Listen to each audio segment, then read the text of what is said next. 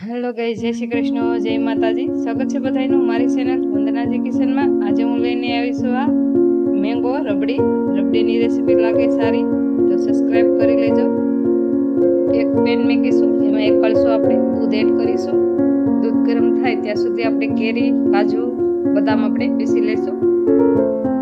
બદામ, કાજુ આપણે મિક્સર જારમાં એડ કરી અને પાવડર બનાવી લેશું। આનો આ રીતનો પાવડર બની ગયો છે। એક વાસણમાં આપણે કાઢી લેશું। એ જ મિક્સર જારમાં આપણે કેરી એડ કરીશું, જે આપણે સુધારીને રાખી હતી। એ ખાંડ એડ કરીશું, થોડુંક પાણી એડ કરીશું અને પણ આપણે પીસી લેશું। આ રીતની આપણે કેરી પીસી લીધી છે। દૂધ આપણું ગરમ થઈ ગયું છે।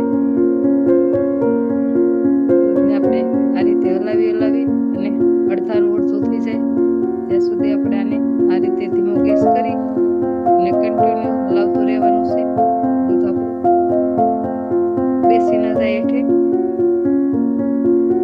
આ રીતે આપણે દૂધની ઠીકનેસ આવી ગઈ છે, અડધાની અડધી, અને આ રીતે ઘાટું પણ થઈ ગયું છે।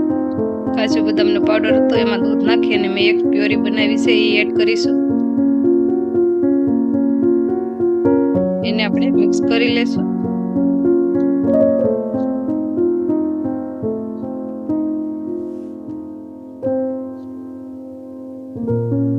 હવે આપણે આમાં ખાંડ એડ કરીશું। ખાંડ પણ આપણે મિક્સ કરી લેશું। ગેસ બંધ કરી દઈશું અને આ રીતે આપણે હલાવતા રહીશું, એટલે આપણું આ બેટર ઠંડુ થઈ જશે અને ખાંડ પણ બધી ગળી જશે। ત્યાં સુધી આપણે આને આ રીતે હલાવતા રહીશું। આ રીતે ગળી ગઈ છે ખાંડ બધી અને બેટર પણ આપણું ઠંડુ થઈ ગયું છે। આમાં આપણે કેરીનો પલ્પ એડ કરીશું।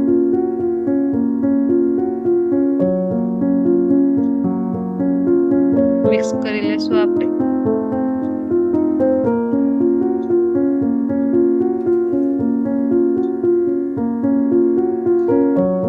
હવે આને આપણે મિક્સર જારમાં એકવાર પીસી લેશું।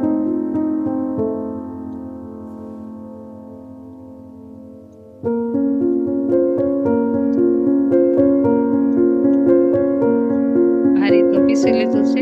એક આઈસ્ક્રીમનો આપણે ડબ્બો આવે તે લીધો છે, એમાં આપણે એડ કરી અને ઉપરથી આપણે તૂટી ફૂટીને ગાર્નિશિંગ કરીશું।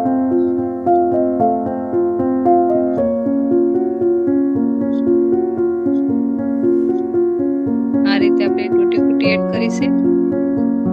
આ બંધ કરીને આપણે આને 2 થી 3 કલાક ફ્રીજમાં મૂકી દઈશું ઠંડુ થવા। આ રીતે મેંગોની રબડી બનાવજો, બહુ મસ્તીની બને છે। 2 થી 3 કલાક થઈ ગઈ છે। હવે આપણે સર્વ કરીશું એક બાઉલમાં।